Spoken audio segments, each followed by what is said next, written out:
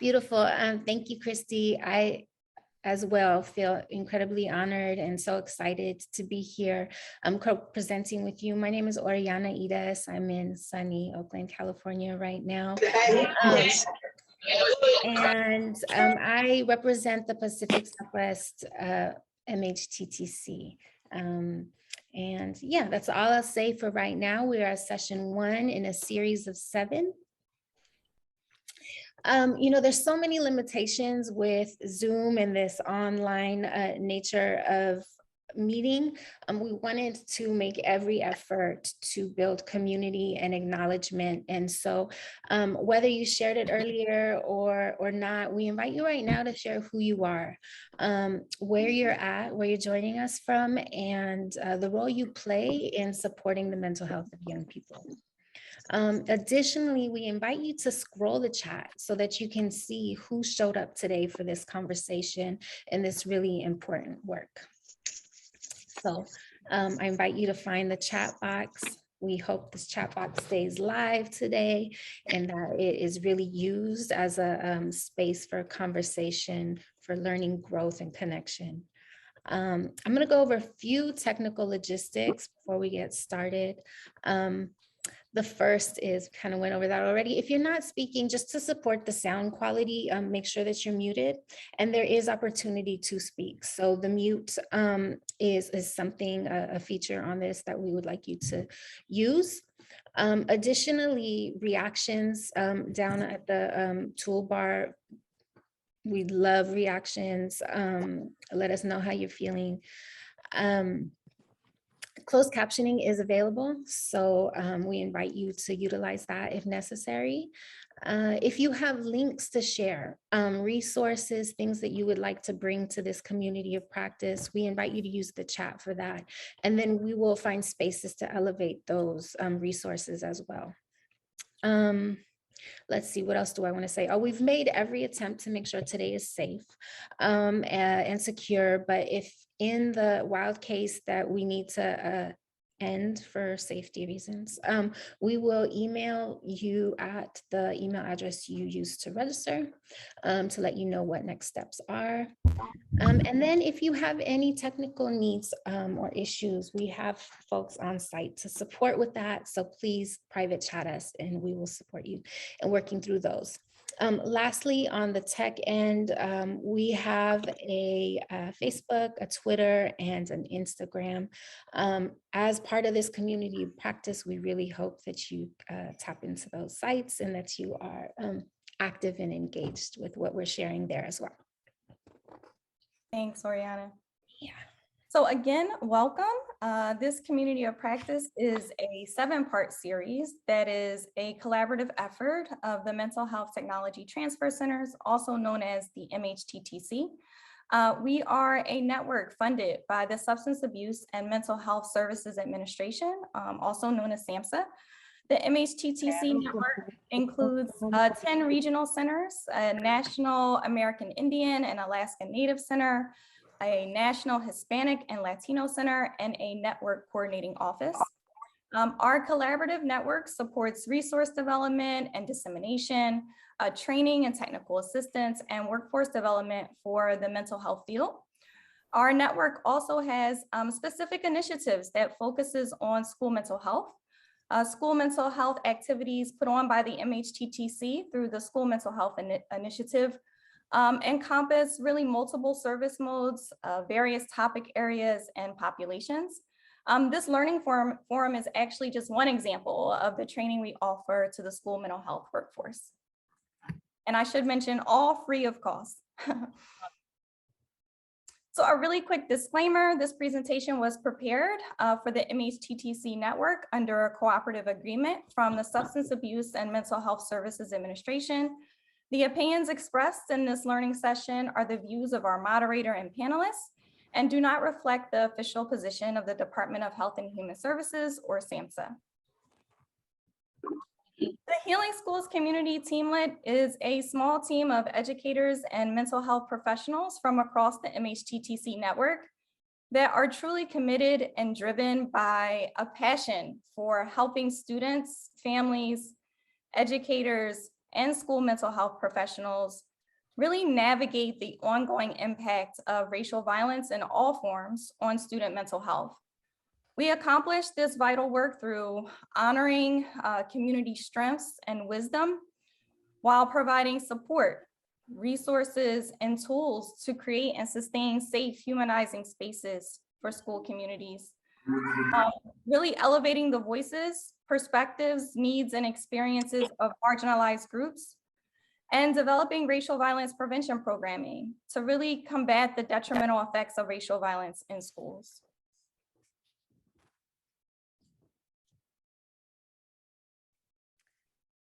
Thank you, Christy. So the poem that we started by a young Tupac Shakur, The Rose That Grew from Concrete, really speaks to the extreme will and tenacity of the flower, and highlights its remarkable ability to grow despite the harshest of conditions. Many of our young folks are existing within similar conditions, within concrete, and are expected to rise in the most inhumane and violent of conditions, even within our schooling system. And so today's community of practice is largely about acknowledging those oppressive conditions that burden young people's growth, and also about dismantling those conditions, as well as honoring our children's ancestral legacy and their current resistance, potential, and strength. So, through naming, exploring, identifying, and connecting, becoming familiar with, we hope to really become more intimate with what the problem is, and find new ways of loving and holding and creating healing for our young people. Yeah. Today is the first in a series of 7 that we are I'm going to use the word excited a million times today. I know.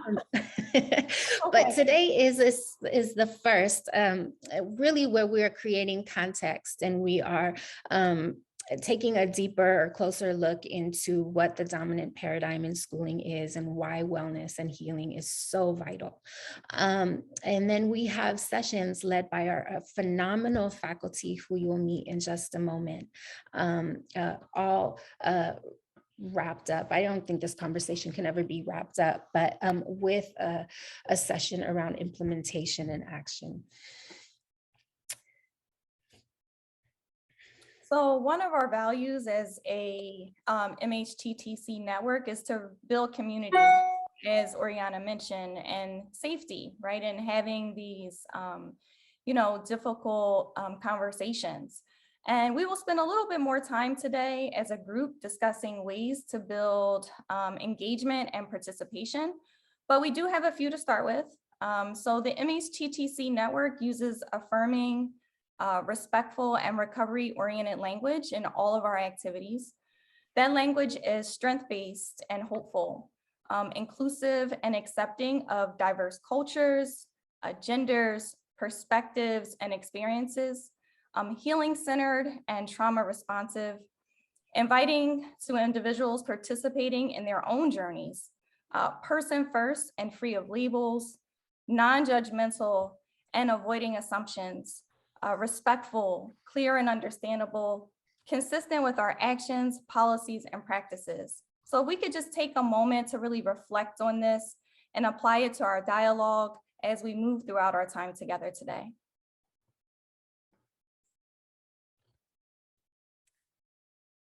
So I want to go over what today might feel like for folks that want to know. I think it's important to do so, and also want to acknowledge that today might surface more questions, actually intentions, than it does answers and settling. So I want to say that up front. We're right here in our welcome orientation, and soon an embodiment exercise. And then we will hear from our phenomenal faculty. we'll get a sneak peek or a bit of a preview into what the other sessions might look and feel like. And then we'll break out into small groups where you have an opportunity to share what it is you hope to learn, to feel, experience, and share in this community of practice, and what you might need to feel settled and present. And then hopefully a full group conversation and some looking ahead. Additionally, I want to take a moment to say that for me personally, I can meet new information really from a headspace. And if we could go back to the other slide very briefly, we want to encourage you to settle into the information today as a learner. And that really means connecting, cognition with your heart. So that is the invitation.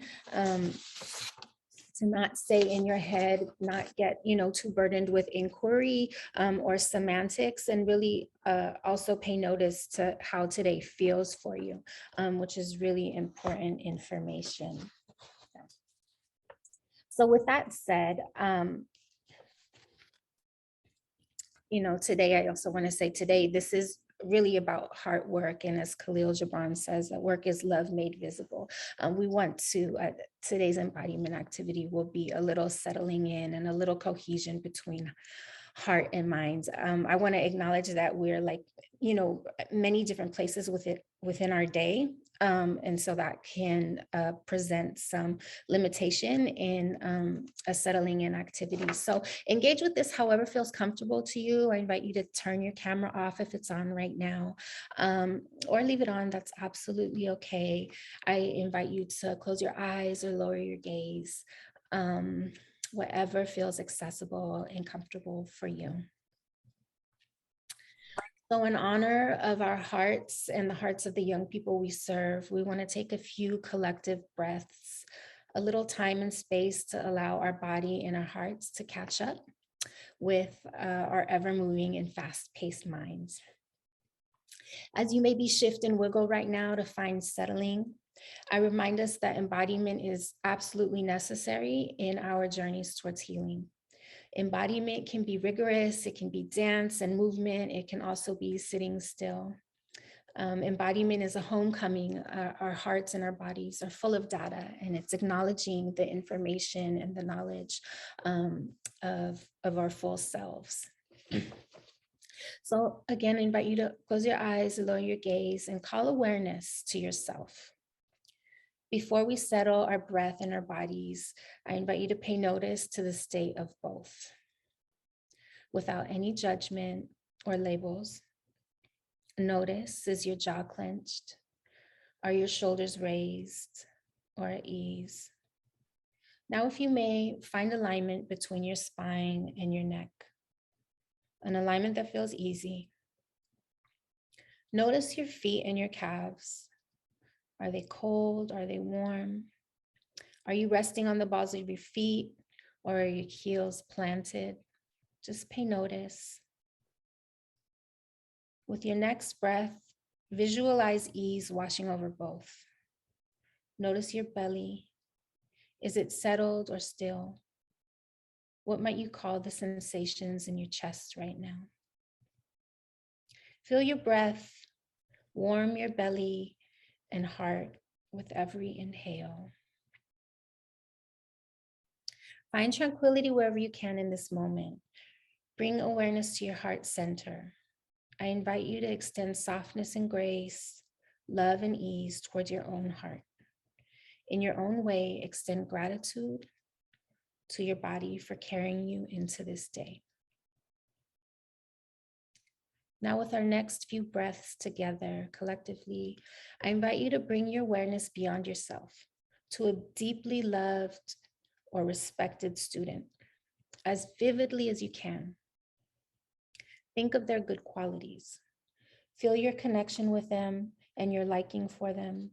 Imagine a shining light from their heart to yours. Extend softness and grace, love and ease towards them. In your own way, extend gratitude towards them for the energy they've shared with you. One more deep breath from the tips of your toes, up your ankles, your calves, your sits bone, your belly and your chest to the top of your head. And exhale. Open your eyes or raise your gaze. If you feel inclined, share how you're feeling in this moment in the chat box, and or the name of the student that you elevated through thought and connection.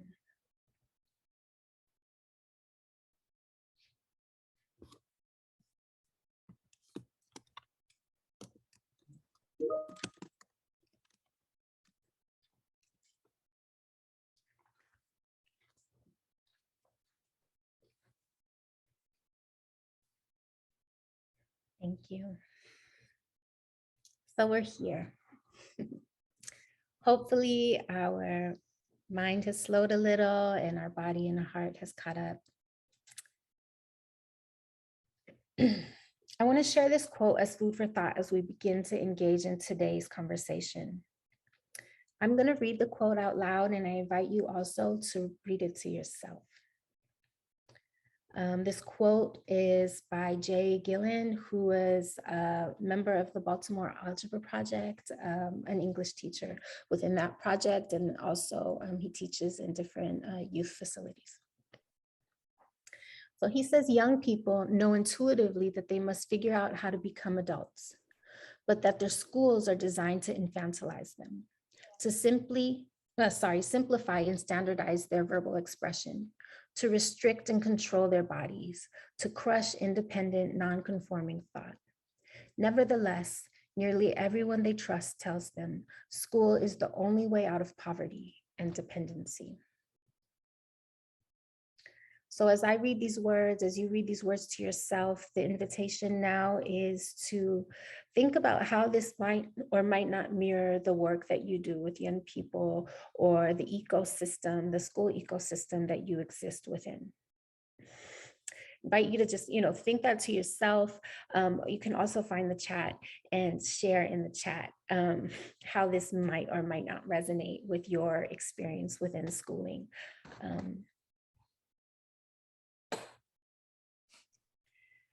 All right, we're here. I'm excited. The fifth time I said that. I want to introduce a phenomenal poet, activist. I'm going to read a bit of his bio, and then I will drop it into the chat as well, so you can read and feel and see just how fresh he is. But this is Brandon Santiago, who will join us just in a second. He's a San Francisco-raised Puerto Rican artist, innovative cultural strategist, community organizer, and creative social impact leader who's traveled the world as an educator, performer, and speaker, and is taught at universities such as Stanford, the University of San Francisco as well.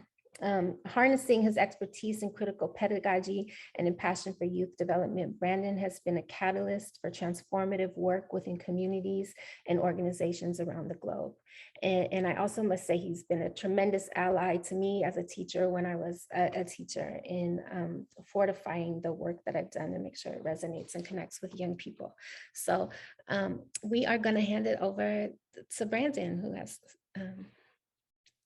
something powerful to share with us. Hey, peace, everyone. Oh, yeah, maybe we can spotlight him and stop sharing the slides.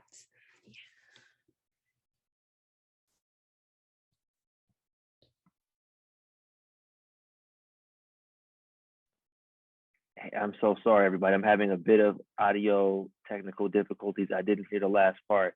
Is it good for me to introduce myself? Hey, everybody, awesome. Brandon Santiago here, he, him pronouns, coming to you from occupied Tongvaland, also known as Los Angeles.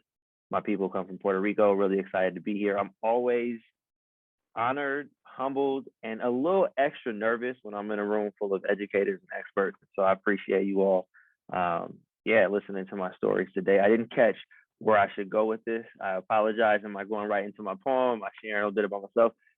Of course, my headphones went out literally right as you were, introducing me. All good and no worries. So yeah, why don't you just share a little bit about your journey and how you got to be right here in front of us today.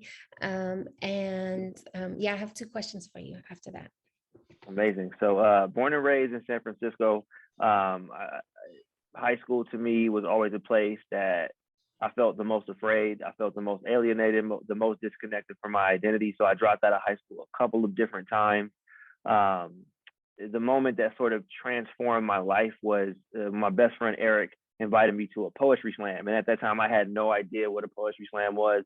I thought it had something to do with wrestling. I was wrong. But he told me about this poetry slam and he asked me if I wanted to come through. And so I did what any 18-year-old at the time would do. I went to the Goodwill and I got me the flyest sports coat I could for $7. And I went to the San Francisco Opera House. So I've been living in San Francisco my entire life. I had never been to the San Francisco Opera House. It's an amazing, beautiful theater. And as I walked in, there were 3,500 people in that space. And I remember the moment that my best friend Eric walked onto the stage and he started to share his poem. And I was immediately struck not only by his story, but I remember in that moment turning around and looking back and seeing 3,500 people listen to him. And to that point, that was the first time I had ever experienced people listening to folks like us. And it immediately transitioned my entire thought process. The first thing I thought of was, one, how can I be a part of community in spaces like this? And so I did what I only knew to do. I started coming to open mics, picking up chairs and putting away boxes. I applied to an internship at an organization called You Speaks. My application was filled with spaghetti stains. I got rejected, but that was okay. I came through, picking up more chairs, putting away more boxes, eventually got on staff, and was able to become a part of that organization, transitioned out as the interim executive director from You Speaks a few years ago, and am now the executive director of an organization called the Ghetto Film School here in Los Angeles. And I think that the through line through that entire journey was story, both hearing the stories of others and understanding the impact that my story can have on other people. Thank you so much. And maybe in just the next few minutes before you read your poem, if you could share, how you felt or experienced the dominant paradigm and why healing or a break away from that is so necessary for our young people. Yeah, I really appreciate that. I think a couple of things come to mind. I think the dominant paradigm, I think about the dominant narrative. One, it doesn't recognize youth as assets. There's a quote I come back to often by one of my favorite youth developers. Her name is Karen Pittman, and she talks about rural youth development sees young people as resources rather than as problems, and emphasizes strength and potential rather than deficits and challenges. And that's something I never experienced growing up in the educational system. I think inherently the dominant paradigm decentered my experience, at least, and it saw me as the problem to be solved or to be figured out. I think another thing the dominant narrative, the dominant paradigm doesn't do is it doesn't see education as an inherent act of liberation. So I was disconnected from education as a part of my liberation or my freedom. And the banking deposit model, which most public schools use, also decenter young people's experiences and expertise. And so one of the concepts we talk a lot about in the organization I grew up in is this idea of life as primary text. But most of the time when you go into high school, the first thing they do is they introduce all these outside texts or outside media.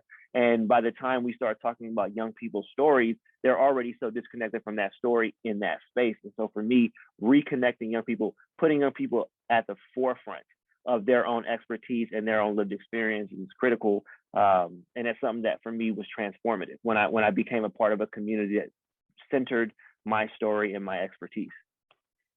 Beautiful, beautiful. Thank you. Teaching young folks how to trust their own voice, know and trust their own voice and wisdom. Precisely. Well, you have created so many powerful pieces of work. We wanted to ask you to share Brown versus Board, the poem that you wrote that is autobiographical in some regard, right? Awesome. Yeah, and I just a couple things. Well, I'm still getting used to sharing poetry virtually on Zoom. So yeah, I'm just getting used to it. But this poem is a poem that I wrote not only about my educational experience, but also in particular about a student that I connected with as a young teaching artist in San Francisco, and just sort of engaging that student in their lived experience around education. And so I'm going to share with you. I really appreciate you all listening. This is called Brown versus. I was kicked out of my first high school the day before class.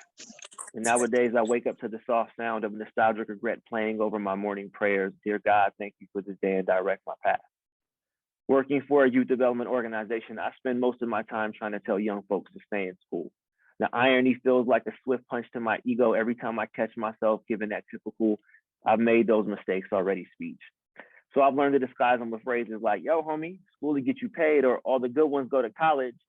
He replies with a youthful pessimism. I say, look, just don't follow in my footsteps. Learn from the path I've already taken and create your own. I'm reminded of where I come from when I walk into most high schools, faced with that unholy deja vu of students drifting like nomads between classrooms, hallways become a permanent failures. But I've learned there's a fine line between ignorant and bred to be uneducated, and some might call that line segregated, a filthy word to a public school principal and the Board of Education, especially in a city known for progression. So pardon me for a moment while I digress. See, I can't help but notice that classrooms look more like the Red Sea, split in half by Moses' staff, separating students by more than color. But it's funny how Black and brown folks still find their way to the back. And when test scores reflect budget cuts, schools play hot potato with the kids that can't read, just send them to the basement. Special education is the new segregation, while standardized tests are the sequel to separate but equal. But test scores only reflect accessibility information. We can't get the answer right if we don't understand the question, so every day I pray for wisdom. While SATs play God, separating saint from sinner, student from statistic, private from public, and in the city as diverse as San Francisco, people of color make up 50% of the population and 90% of the public schools. It's no coincidence, it's beautifully deliberate. My state invests $250,000 for every juvenile in the detention center, as opposed to $8,000 for a student in the Oakland public schools. In other words, they invest more when we fail. So they don't send us to study hall, they'd rather send us to jail, fire our teachers and replace them with correctional officers, turn our public schools into penitentiaries, prepare a third of our entire generation to be incarcerated, and tell you there is no such thing as segregation. But you believe me when I say you will always be Brown versus the Board of Education. And I can't help but see myself in you. I was bred to be a worker too, taught to fill out a job application before I learned to apply for college. My counselor suggested I stick with something simple. She told me garbage men got great benefits, so I threw away my education. High school dropout, twice removed, stuck at a community college, a place where more often than not dreams of higher education go to die. And classes fill up faster than emergency rooms, so students drop like flies. There I was in one more class I didn't need, trying to stop flirting with these illusions of grandeur. I'm thinking if junior college is hell, well, heaven must be something like Stanford. So every day I pray to be forgiven, because sometimes I feel like brown skin is the cardinal sin. And sometimes I feel like Moses wandering in the ocean of dust, searching for my promised land, where my people pray to idols, replacing golden calves for golden bears. But I don't have the heart to tell them that Berkeley's only public to folks who had a private education. But I wonder if at this moment he could smell the hypocrisy on my life. I say, do your best. Don't graduate from college or 3 pages or less, let them call it personal statement. I'm sure in hopes that one day they can see some kind of equal. So I have to remind myself that I'm doing it for us. So that no institution, whether it's school or nowadays, the retribution rising over my prayer, let us know that we are all sacred. Thank you.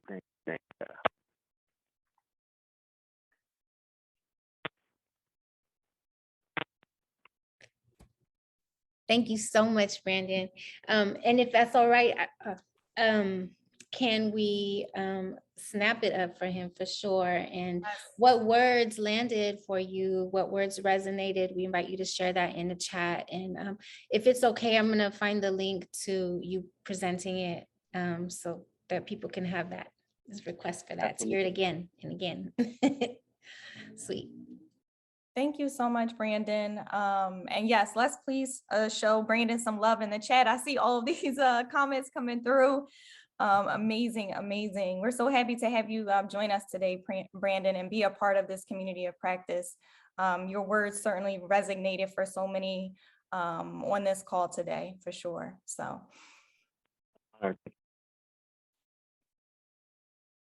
All right, so we're going to transition back here to the slide deck and continue to feel free to share what's, how you're feeling in the chat.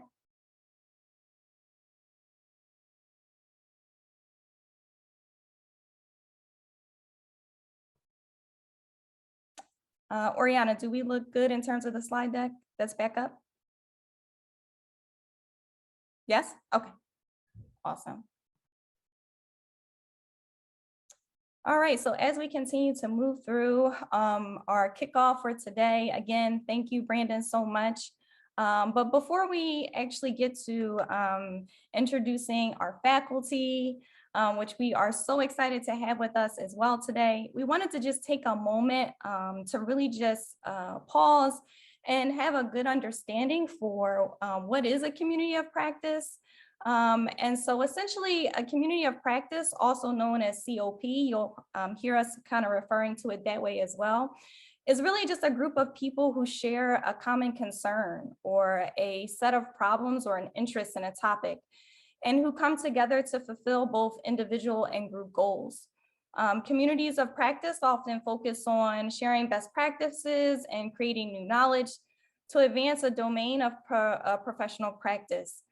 So many communities of practice rely on face-to-face meetings as well as web-based collaborative environments such as this one to really communicate and connect and conduct community activities.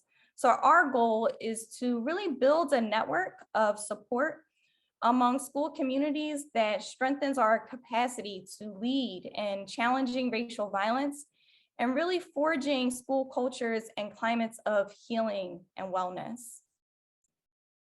So now let's get started. We are so pleased to have such a deeply powerful group of facilitators with us to lead this community of practice.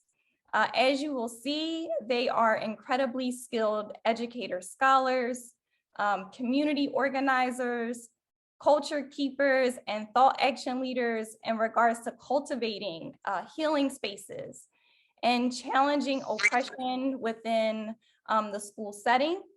We like to hand the mic over to our panelists so that they may just take a few moments to share who they are and what they will be bringing to this community of practice. So starting first with Dr. Tiffany Marie, and then we will go in the order that you see on the slides. Greetings, everyone. Can y'all hear me? Yes. Can we, Great. Is there a way to, maybe we should stop sharing, or is there a way we can pin Tiffany or no? Oh, there you are. I can see you. Oriana, can you see?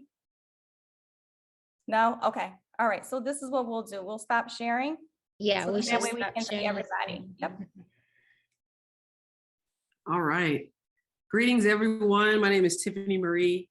I'm the daughter of Cheryl Marie, granddaughter of Annette and Dorothy, who turned 90 in October of 2021. I'm the great-granddaughter of Artelia Green and Olivia Williams. And I say all that to say that I come from a very long line of Arkansas land stewards and educators. Both sides of my family come from Arkansas.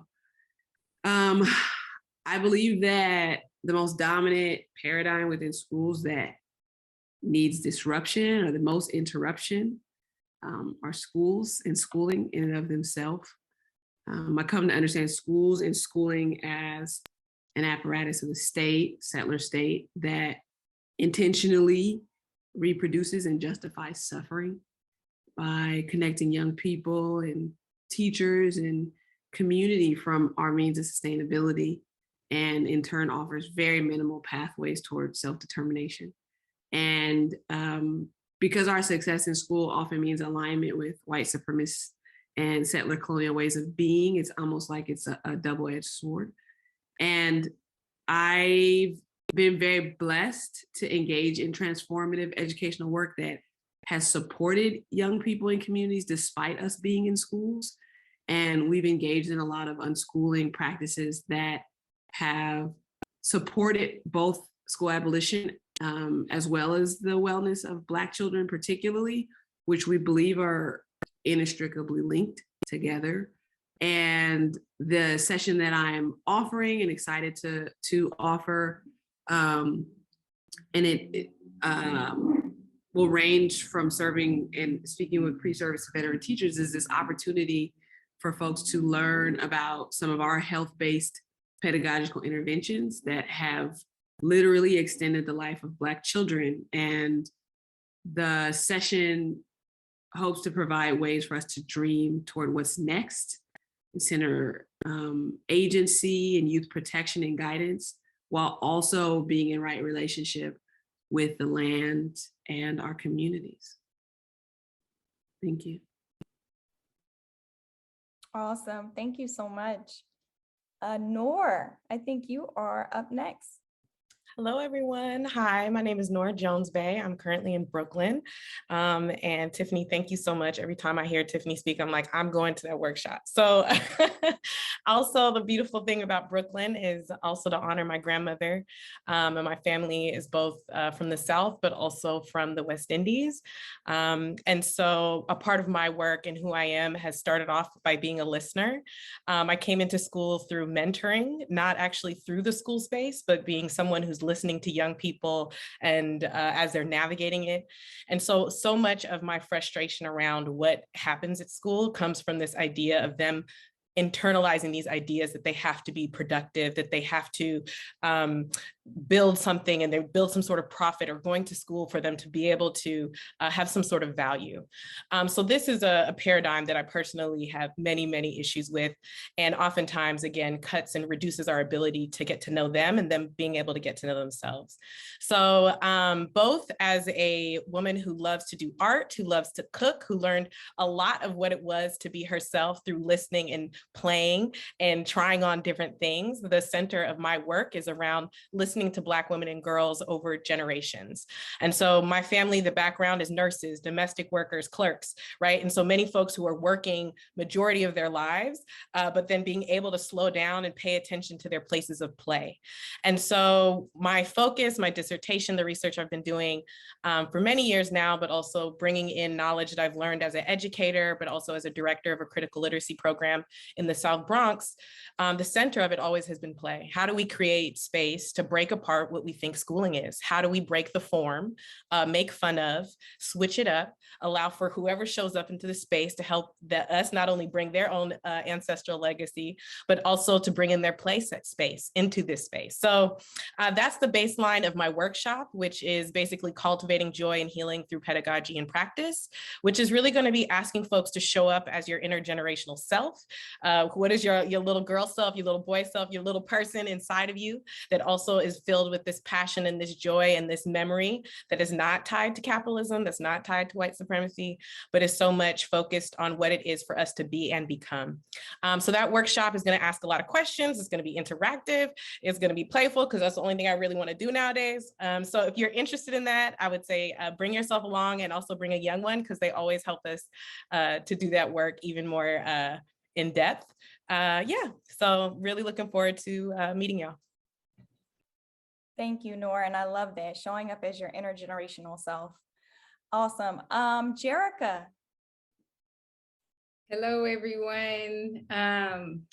Every time I hear Nora and Tiffany speak, I feel so fired up and inspired. And so my name is Jerica Coffey, and I'm super humbled and excited to be part of this learning community with you all. And want to say thank you to everyone in this space for all of the learning that we've already been co-creating together, but we'll continue to do over the course of the various sessions. I'm sitting here coming to you from unceded Ohlone territory, which is also known as Oakland, California, which is also known as ground zero for the neoliberal reform agenda, which is also a community, right? I'm sitting in East Oakland, a community who, or that is experiencing an all-out war against our children, that in its current iteration looks like the threat to close 12 of our schools that serve predominantly Black students and Brown students. And that's just in the last week, but it's been a long, long process. And so I'm also coming to you as a teacher educator in City College of San Francisco's Child Development Department and Teacher Prep Program. And I'm also coming to you as a 22-year proud veteran public school educator. And I share all of that because that is the vantage point within which I ground my work. And when I think about what needs to shift in terms of the dominant paradigm, building off what everyone's been talking about so far, we really, I think, need to develop ways to support educators entering the field in being clear about what side they're on. So when you're at war and there's a war against your people, you have to understand what side you're on. And when you're unclear about that, it's the reason why you sit for years in meetings and you talk about interventions and the resources that you're bringing to support young people, and year after year, you continue to sit around and have those same conversations. And so we really need to prepare teachers, right, with the sensibilities and the frameworks that are going to support them in being clear about what side you're on, right? Because you cannot be on the side of the institution that's enacting harm that your children need to heal from, while at the same time supporting their healing. You have to choose sides, in my humble opinion. And so in my workshop, what we're gonna be looking at is, the title of it is a little bit misleading. We're gonna look at community responsive practices in classroom life with young people. I'm gonna center their voices and experiences with a curriculum that I've been developing over the last 22 years that in many ways can be working towards healing-centered engagement. And what I mean by that is pedagogy and curriculum that really support students in understanding the ways that the policies and practices enacted in their schools and communities are supporting their cultural dislocation and dismemberment, are supporting their disenfranchisement, and so that they don't internalize, right, deficit narratives about who they are. And so we're going to look at curriculum that really tries to, in the way of thinking that Sean Gemright's work has supported me in understanding healing-centered approaches that lead to a restoration of identity, right? They're holistic in that they're spiritual, they're grounded in the lived realities, they're of our students, they're co-created in spaces that lead to trust and civic action, and most importantly, that create space for both processing and transforming the impact of loss and grief. And so what I'm going to be offering is both some of the frameworks that have informed my thinking, but also we'll take a look at what a year-long literacy curriculum looks like that is trying to integrate all of these things. And we'll be sharing with each other some of our own work to move in that direction as well. So I really am excited about learning from all of you in that session. And we're excited to have you, Jerica. Thank you so much. Amazing. That was, yeah, we're definitely looking forward to that. So it looks like we have up next, Dr. Kenjis Watson. All right, peace, everyone. Blessed and honored to be here with you today and to speak on the heels of the powerful groundings from Nora, Tiffany, and Jerica. I am coming in from unceded ancestral space land relation of the Tongva or Kitch people here in what is colonially referred to as Los Angeles. I am from this area with family that is rooted in the southeastern portions of the US, settler state, and just excited to be able to learn with and from you all as we go through this these powerful teachings and connections. Um, I think similar to what others have mentioned, for me, say dominance and schooling are not really differentiated. Schools are and universities and really the entire apparatus of the K through 20 plus pipeline are outgrowths of some would say colonies or plantations. And we, in our work, some work I do with Tiffany and others, tracks these realities to the slave castles on the west coast of Africa, to the seasoning practices that our ancestors were forced to undergo in order to have them become acclimated to existing underneath the condition of enslavement, capture, and kidnapping. And so some of the work that I try to be in relationship with and accountable to is the extent to which that reality of Black people and other indigenous peoples being kidnapped by school spaces, our hopes, our bodies, our spirits, and our dreams still being held hostage is a reality that I try to both name, unconditionally denounce and refuse, and also we try to uplift this work of mourning and grieving, what that leaves us with when we consider the scope of the work that we must do to not only abolish and dismantle, but build something not just different, but completely beyond and outside of and extending past those practices. So I'm very excited to move through the sort of grieving work necessary that comes when we acknowledge and name the ways in which these places harm us. And that's the workshop, I suppose, or the series of learnings that I hope to offer to some of the folks in the space. As an educator, as someone who's trying to again be accountable to this, we were going to look at some of the work that we've done with Black students, again in the both K through 12 and higher ed context, who are navigating environments that are inherently anti-Black, that are foundationally attending to undo their very bodily integrity.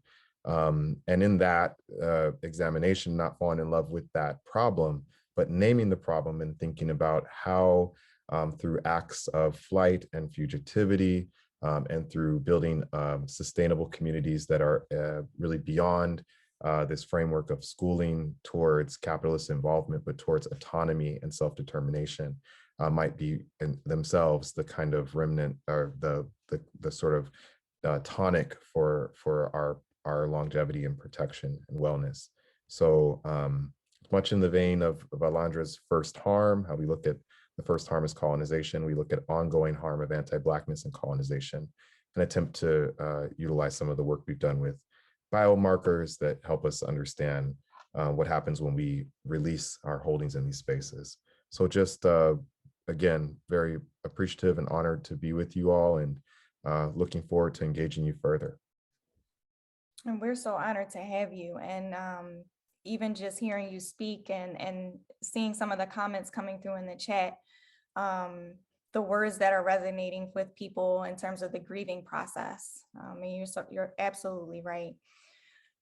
So thank you so much.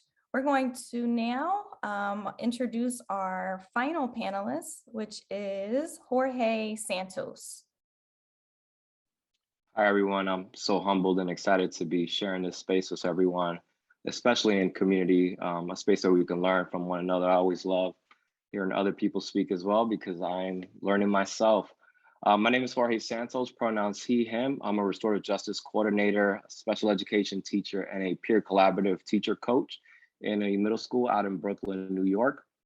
And, the dominant paradigm is this, that we have to admit that our school policies and culture are deeply rooted in a white supremacy culture, right? And that has hugely impacted Black and Brown students in their school experience and limits their opportunities. So if we were to look at suspension data and we see the great disparity, it's not a reflection of our Black and Brown students, rather the system in the way it's designed, limiting the opportunities for our students and how they show up. So this, we really have to think about how can we transform a school culture when we look at classroom practices, when we look at discipline policies and the academic opportunity gaps. What are things that we're doing in our practices that are creating and upholding a white supremacy culture? And how can we then start moving forward in dismantling that? So I think for me, the work that I'm doing that's super exciting is how do we create opportunities to humanize the school experience? We know that schools are deeply rooted in a culture that impacts us. So how do we start making moves and how do we dismantle? We first have to understand how the system is working against Black and Brown students. That's the first thing. And then how does it impact our liberation work? And if we can provide proper opportunities for our students, I think that's a way where we can start centering around joy, where we can start thinking about how do we uplift our students' identities and how that shows up, centering around healing.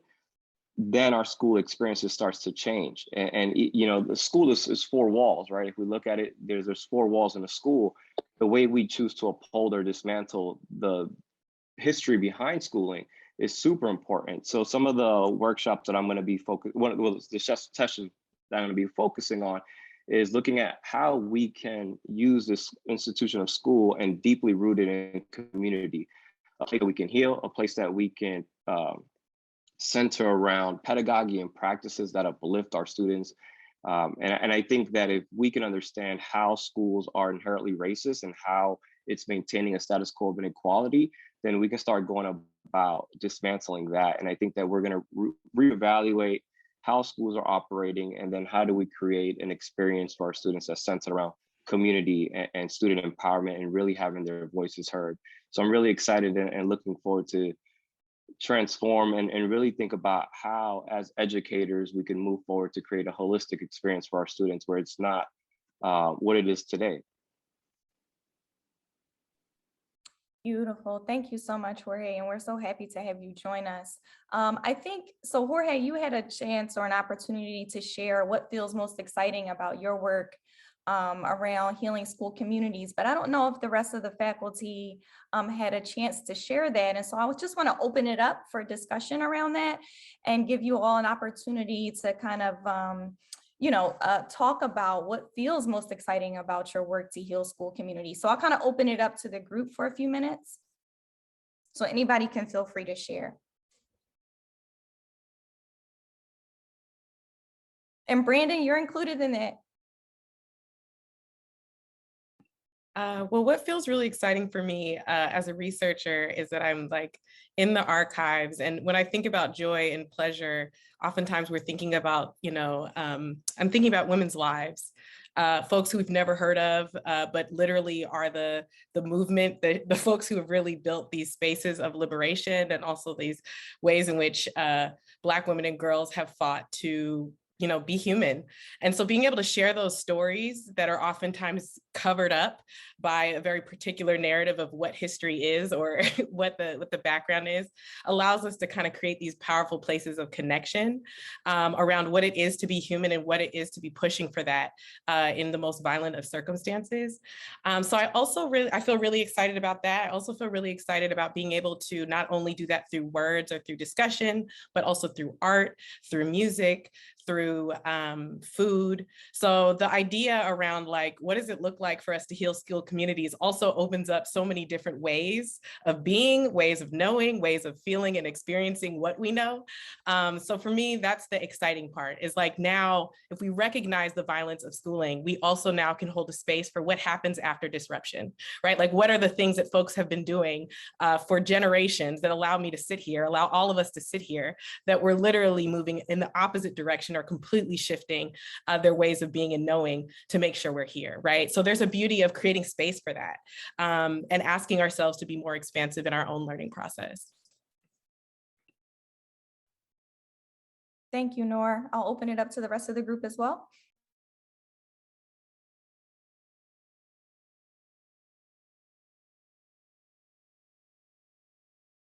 What feels most exciting about your work?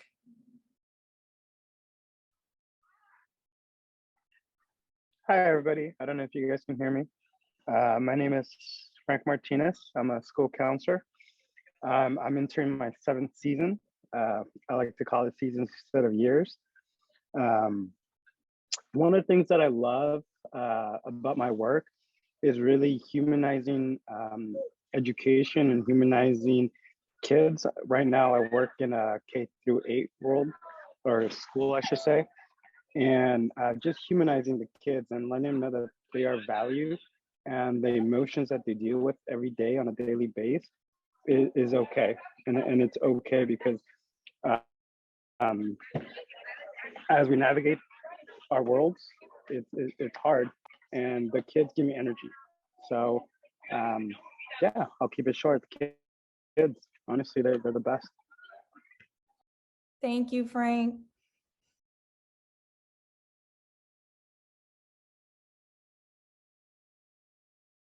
So back to our faculty, what feels most exciting about the work that you're doing?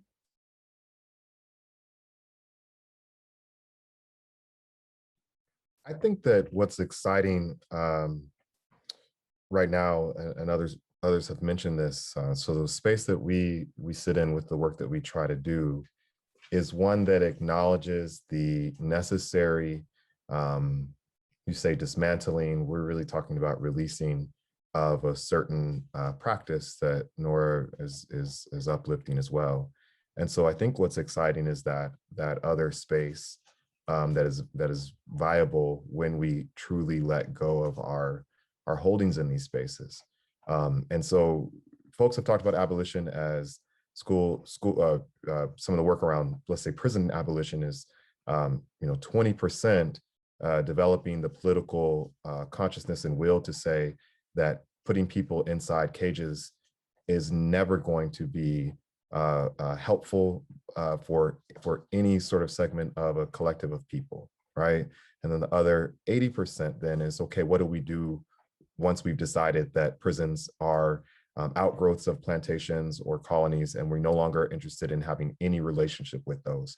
What can then grow? How do we stop watering any sort of holdings in that and start watering the other possibilities that grow from community accountability, mutual and direct aid, care, that lead to something that Black people have been struggling with from the moment that we had any encounters, which is our autonomy, self-determination, right, and sort of survival alongside other Indigenous peoples. And so I think that once we start seeing what's happening in real time in front of all of us, right, that these places are crumbling before our eyes, and we accept that is not necessarily a problem of the system, but actually something that is deeply embedded in its constitution, its structure. It's endemic to the reality of schools, what they are, what they've always been. Then I think what's exciting is we get to sit in space with each other and do the dreaming, logistical, and practical work of enlivening this very other necessary different future for ours and other generations to come.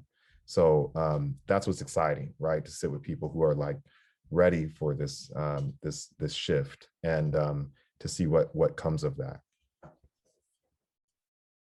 Absolutely. And I think it's such an indication that we are ready to make that shift just from seeing our participation and our registration numbers with this session. And so we're so excited to, again, have all of you join us and be a part of sharing your wisdom, the knowledge that you bring. So I think what we want to do now, and I think the time has come for us to move actually into our discussion groups. And it'll be really nice because it'll be a smaller group of folks and we can kind of continue the conversation. But just really quickly before I do that, again, just expressing gratitude to our amazing panelists for sharing their insight. So once we break out into our groups, please take a moment to introduce yourself and also identify a person to take notes on the Jamboard. I believe the Jamboard link will be dropped in the chat momentarily. Please take notes on pages 5 through 8 on the Jamboard. Also, you want to identify a person who is willing to report out on behalf of your group once we return back to the main room. And the questions that we would like for you to discuss are, what do you need to really feel safe and generative in this space? And what do you hope to feel, learn, and share in this community of practice? So again, please use the Jamboard to kind of capture your thoughts. And in a few moments, you will see a pop-up window appear on your screen. So please click join, and it'll take you to your breakout group. We will spend the next 15 minutes or so in our groups.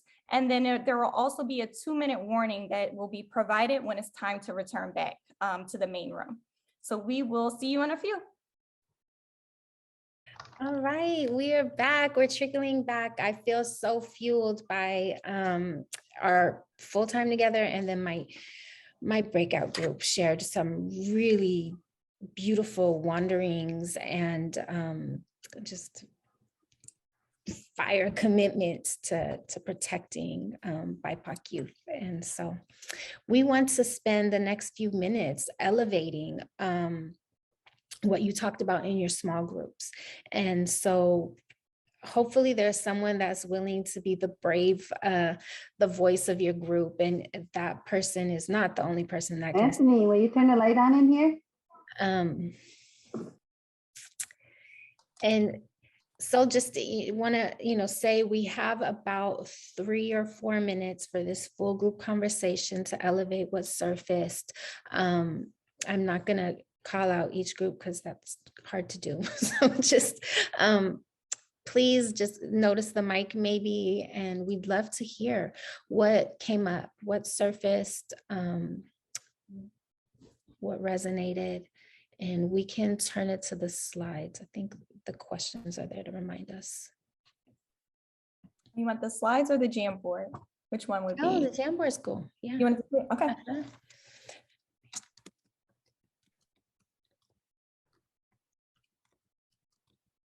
There we go. Can you see it okay? Yes. Great.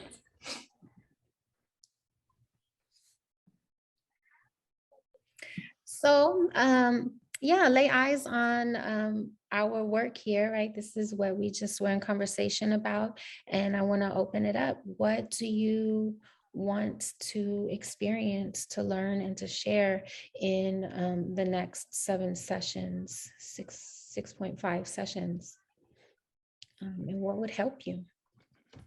Hi, everybody. Sorry for talking and taking the spotlight. It's Frank Martinez. So I just want to thank everybody. I think it's a good, I just want to thank everybody, team, for offering a safe space for us to have conversations like this. Not everybody wants to have these kind of conversations, these challenging conversations, but thank you. As a team, we had a very inspiring conversation where a lot of us, sorry, let me close the door, there's kids. Where a lot of us talked about learning new skills to empower our community. So we're able to guide and give our community a better chance, especially communities of color. The more we're able to empower ourselves, the more we're able to provide resources for our family. We talked about language, we talked about different skills to give back to our communities. We are the believers of all of this, but we can only do so much. So if we can empower others to take on the mission, then we can empower more. So that's a little bit of what our team talked about. Thank you, Frank, and don't apologize for sharing. Glad to hear your voice and what your group spoke about. How do we bring other people into this work as well? What about other groups? Hi, everyone. I can go. I'm not sure which group we were in, but I just wrote down the names of folks that were in our group on the sticky notes. For this question, I'm on the other slide. We talked about very similar things to what they were mentioning before. I think Frank was mentioning that. We discussed what we hope to share and to learn is making sure that we do center our students' needs and realities, bringing these discussions, and I'm just reading off of the sticky notes, bringing these discussions to our communities, and making sure that we do have these conversations, even though they're often uncomfortable or unsettling for families and for our community members. We didn't get that far, so this is all we got, but definitely share some of the sentiments that the previous group shared as well. Thank you, and there'll be more opportunity, so no worries if you didn't get the chance to articulate everything, right? It's a lot of information coming now. We'll create multiple platforms for talking about this. I can go, I can share. Hi, everyone. My name is Christina Silva Morfin. I use she, her pronouns. I'm based out of Minneapolis, Minnesota. And so very similarly to what folks have already been sharing, some of the things our group talked about were to decenter white fragility, center the healing of our students, the students that we cater to and serve, to learn, right? A lot of us are here just to add things to our toolkit and to be able to implement that change in the spaces that we work, as well as not only are we learning, but if there are things to unlearn that may be causing harm in the spaces that we work, that is why we are here as well. So thank you. Thank you. For group 10, if I may. Yes, please. We were talking about what we need to feel safe was to have respect, acceptance, and no judgment is real important to all of us. And then to move forward, what was also really important for us is to have better understanding, things that we're hoping to gain from this, to learn how to have better ideas for improvement and how to create empathy in our communities. I don't know if anybody else from group 10 wants to share. We got cut off as we were writing things down. Yeah, I'll say something. I'm from group 10 of FOIO, pronoun he, him, his. So yeah, one thing we talked about is like educational experiences growing up in this, regular school system here in America, and just the focus being so much on, compliance, following rules, discipline, punishment, as opposed to, you make a mistake, let's work with you and help you heal and help get to know you as a person, and help to cultivate that to make you have a much better and more fulfilling educational experience, and getting to help you know yourself. I know I said basically that I didn't really get to know nothing about myself for real till after, I went to college, and even now I'm still learning about myself. So just changing that, definitely was a thought of that was a thought of mine that came in listening to this presentation day with the various speakers and the faculty and everyone who shared their thoughts as well. Thank you. Thank you, Afoyo. Thank you, everyone, for taking the risk to share, to begin to build within your small group. I was saying what a privilege it was, not just to hear what people are sitting with, but also to hear the voice and the fire and the commitment that you have to protecting our young folks. It's really fueling me in ways that I need. It's making my feet warm. Thank you. So we'll return to our slides. We have 4 minutes left together. We're going to try to pack a few things into these 4 minutes. And we're so grateful that you've stuck with us for the duration.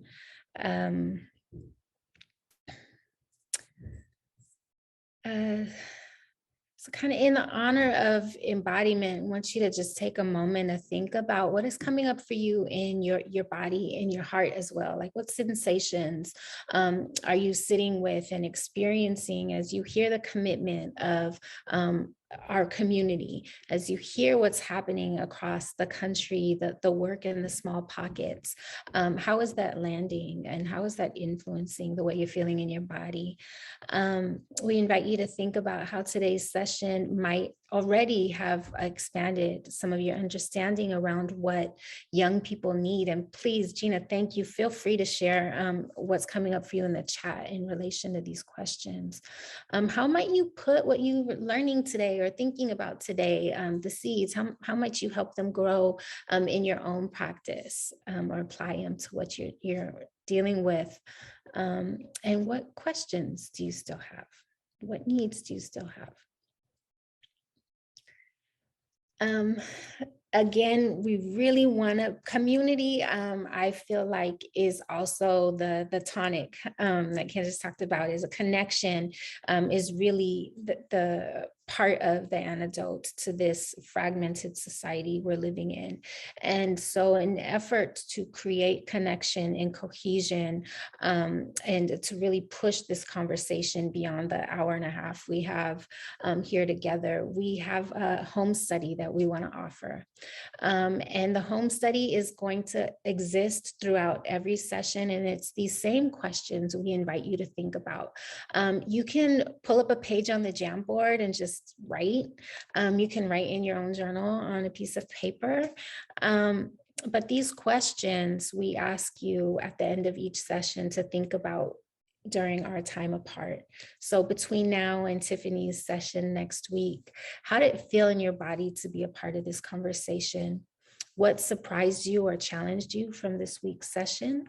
How are the themes from this week's session, from today's session, and then again next week and so on, showing up for you in your work or in your personal lives? And then what did this content make you wonder? So again, feel free to write it directly into your journal or on the Jamboard.